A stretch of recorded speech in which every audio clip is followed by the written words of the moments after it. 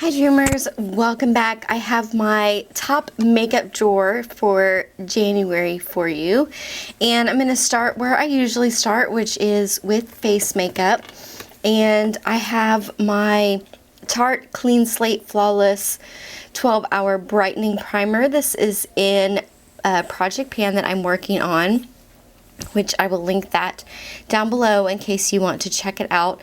But I'm almost done with this, and I'm not sure which primer that I want to pull in for when I'm done with that. So let me just go in here and take a look, and I think I will pull out this Mirabella Prime for face. I've had this for quite a while.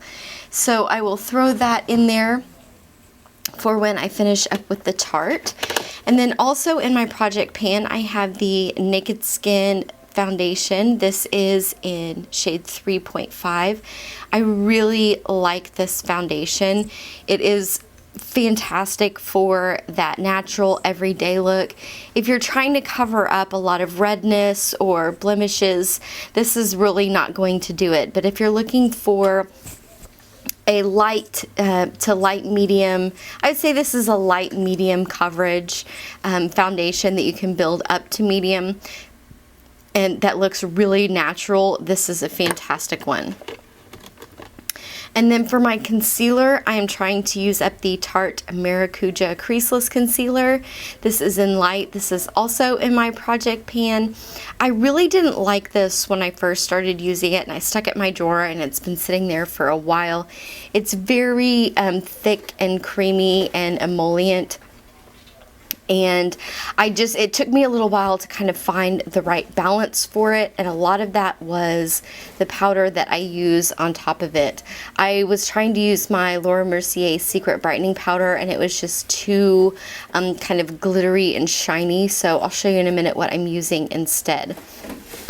And I do have to kind of apologize. I know that I am a little bit lispy, but I did go to the dentist this afternoon, and I got my first 4 permanent crowns put in. So I'm actually quite sore and in a lot of pain right now, and I'm just really not used to my new teeth. So if I sound a little lispy or different, then that's why.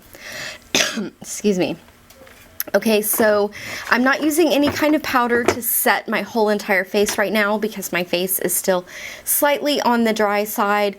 I think I've moved out of the realm of where it's really, really dry, and I'm just about back to normal, but not enough to where I need powder. So I'm using from the Wet n Wild Mega Glow contouring palette. This is in Dolce de Leche. I'm using this banana powder to set my under eyes, and the combination of this matte powder plus that like kind of shiny emollient concealer is really working out well for me.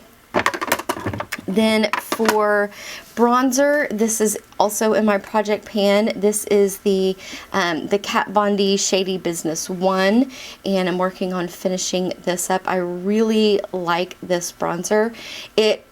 Some days it's seeming a little bit orange to me, and then other days it's seeming fine, so I'm not really sure if that's just because I've had it for a while. But I'm really enjoying using it, and I have had this for quite a while, so I'm excited to be really focusing on using that up.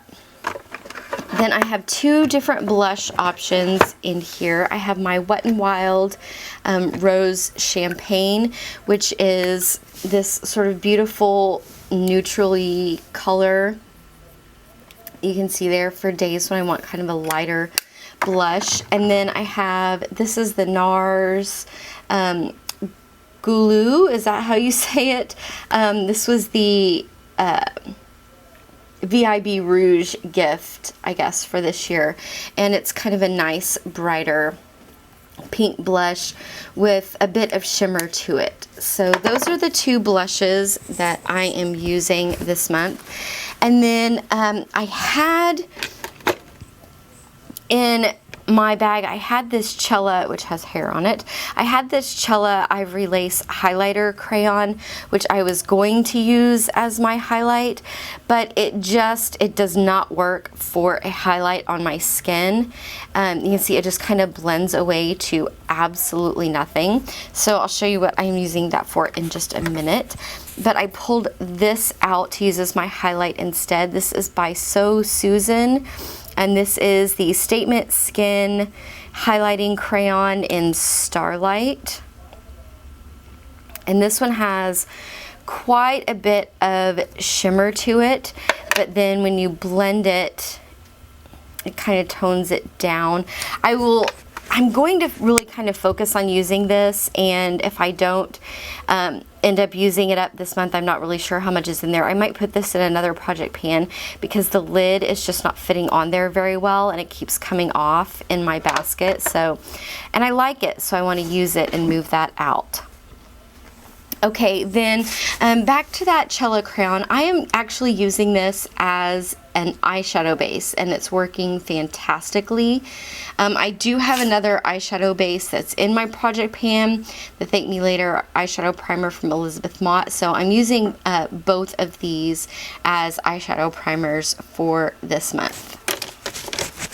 And then for brows, I am actually using from the Too Faced Matte Eye Palette, which is my Pan That Palette project for this year. I am using the color Coffee Bean for my brows, and then I am using this Cella Eyebrow Defining Gel, which is just a clear eyebrow gel to sort of tame some of those brows. I usually don't need an eyebrow gel, but I have found that since I haven't gone to get my eyebrows done in quite a while, they're getting a little bit more sort of out of control.